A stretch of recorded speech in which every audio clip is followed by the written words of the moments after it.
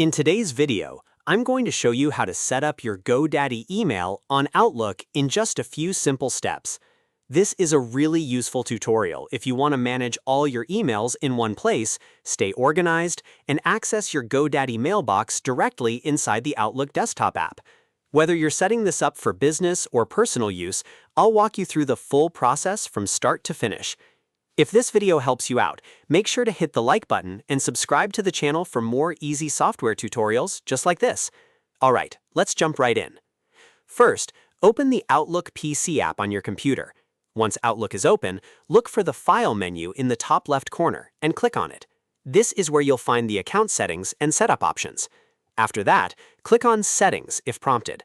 Then look for the Accounts section in the sidebar.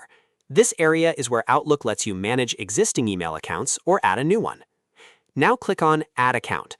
A sign-in window will appear, and this is where you'll enter your GoDaddy email address. Type in the full email address connected to your GoDaddy domain, then click Continue. Outlook will now ask you for your email password, so go ahead and enter that carefully. Make sure you type it exactly as it is, because even a small typo can stop the setup from working. Once you've entered your password, click Continue again. At this point, Outlook will start verifying your account with your mail provider.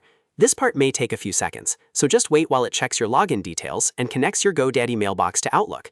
If everything is correct, Outlook will automatically begin adding the account for you. After the verification is complete, you should see a confirmation screen. When that happens, click Done to finish the setup. And that's it.